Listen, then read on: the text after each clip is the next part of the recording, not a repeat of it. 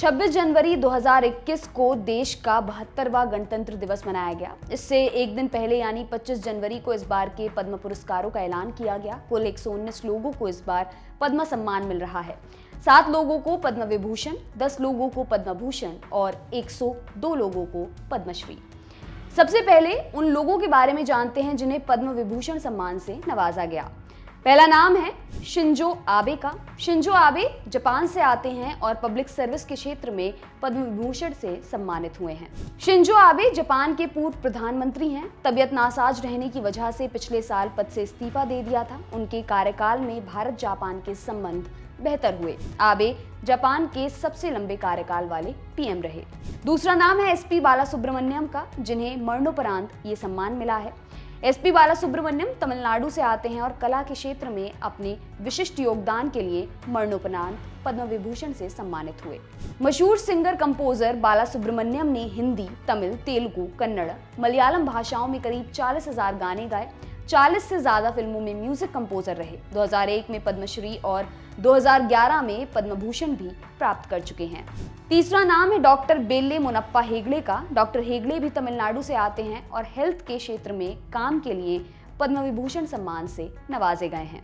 Doctor बेल्ले मुनप्पा हेगड़े हृदय रोग विशेषज्ञ होने के अलावा शिक्षाविद, मोटिवेशनल स्पीकर और लेखक भी हैं। उन्होंने मेडिकल प्रैक्टिस पर कई किताबें भी लिखी हैं।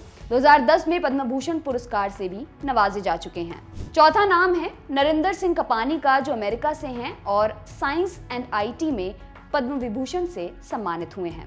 नरेंद्र सिंह कपानी मुख्यतः भौतिक विज्ञान के क्षेत्र से जुड़े हुए हैं। भारतीय मूल के अमेरिकी वैज्ञानिक हैं। फोर्ब्स मैगजीन ने उन्हें businessman of the century edition में नॉमिनेट किया था। इन्होंने ही फाइबर ऑप्टिक्स शब्द इजाद किया था।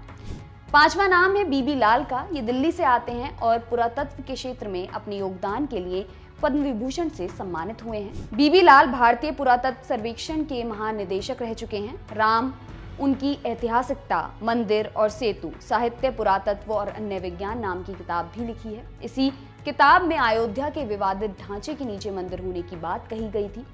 पद्म भूषण भी दिया जा चुका है। इस लिस्ट में छठा नाम है मौलाना वहीउद्दीन खान का। दिल्ली से हैं और आध्यात्मिकता के क्षेत्र में अपने योगदान के लिए पद्म विभूषण से सम्मानित हुए हैं। मौलाना वहीउद्दीन खान प्रसिद्ध इस्लामिक विद्वान और पीस एक्टिविस्ट हैं। विक्टन से पहले रशिया जब सोवियत संघ हुआ करता था, उस दौर में वहां के राष्ट्रपति मिखाइल गोर्बाचेव ने मौलाना खान को डेमिग्रस पीस इंटरनेशनल अवार्ड से सम्मानित किया था।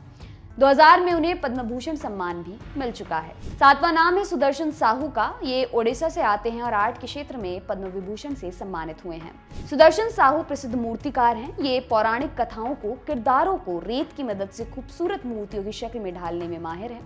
पद्मश्री से भी सम्मानित किए जा चुके हैं। अब बात करते हैं पद्म भूषण पुरस्कार से सम्मानित शख्सियतों की। यहाँ पहला नाम है कृष्णन नायर शांता कुमारी का, जो केरल से हैं और आर्ट्स के क्षेत्र में पद्म भूषण पुरस्कार से सम्मानित हुई हैं। कृष्णन नायर शांता कुमारी मशहूर गायिका और म्यूजिशियन हैं। उन्होंने करीब 25,000 गाने रिकॉर्ड किए हैं, वो भी 10 से ज्यादा भारतीय भाषाओं में और 5 से ज्यादा विदेशी भाषाओं में।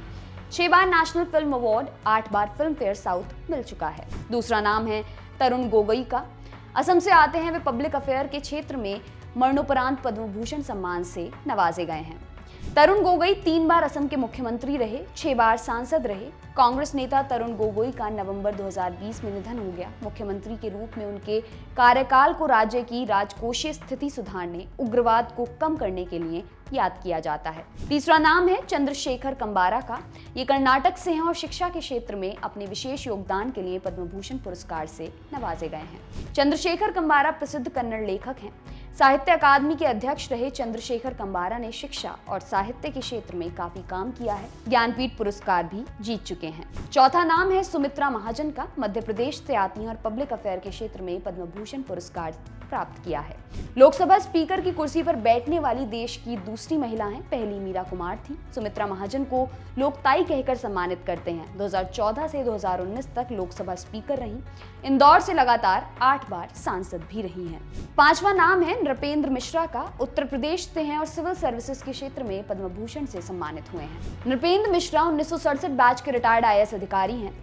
मोदी सरकार के पहले कार्यकाल के दौरान नृपेंद्र मिश्रा को पीएम मोदी का प्रिंसिपल सेक्रेटरी नियुक्त किया गया था। तब इस पर काफी बवाल हुआ था। 2019 में उन्हें फिर से यह जिम्मेदारी दी गई। छठवां नाम है रामविलास पासवान का, जिन्हें मरणोपरांत पब्लिक सर्विस के क्षेत्र में पद्म भूषण सम्मान से नवाजा गया। रामविलास पासवान बिहार से आते हैं, राज्य के बड़े नेताओं में शुमार हैं।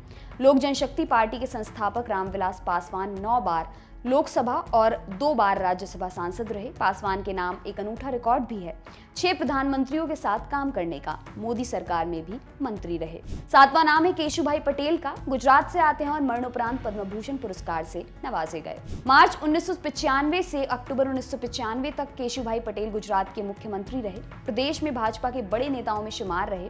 2012 में भाजपा से इस्तीफा देकर अपनी नई पार्टी गुजरात परिवर्तन पार्टी बनाई। हालांकि बाद में पार्टी का भाजपा में विलय कर दिया।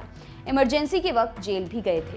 8वां नाम है कल्बे सादिक का, ये उत्तर प्रदेश से आते हैं और धर्म के क्षेत्र में पद्म भूषण सम्मान से नवाजे गए हैं। All India Muslim personal law board के उपाध्यक्ष रहे कल्बे सादिक का नवंबर 2020 में निधन हो गया था। अपनी प्रोग्रेसिव सोच और शांति के लिए किए गए कामों के लिए कल्बे सादिक को याद किया जाता है। मुस्लिम आरक्षण तक का उन्होंने विरोध किया था। 9वां नाम है रजनीकांत देवीदास का, ये महाराष्ट्र से आते हैं और ट्रेड एंड इंडस्ट्री के क्षेत्र में पद्म भूषण पुरस्कार से सम्मानित हुए हैं।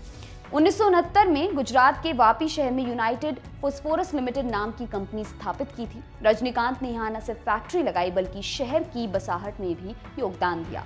वापी की गिनती अब गुजरात के अच्छे शहरों में होती है। 10वां और आखिरी नाम है तरलोचन सिंह का, हरियाणा से हैं और पब्लिक सर्विस के क्षेत्र में पद्म भूषण से सम्मानित हुए हैं। 2004 से 2010 तक हरियाणा से राज्यसभा सदस्य रहे। राजनीति से इतर सिख धर्म की शिक्षाओं को फैलाने के लिए भी काम किया। 1983 से 1987 तक तत्कालीन राष्ट्रपति ज्ञानी जैल सिंह के प्रेस सचिव भी रहे। 2003 से 2006 तक राष्ट्रीय अल्पसंख्यक आयोग के चेयरमैन रहे।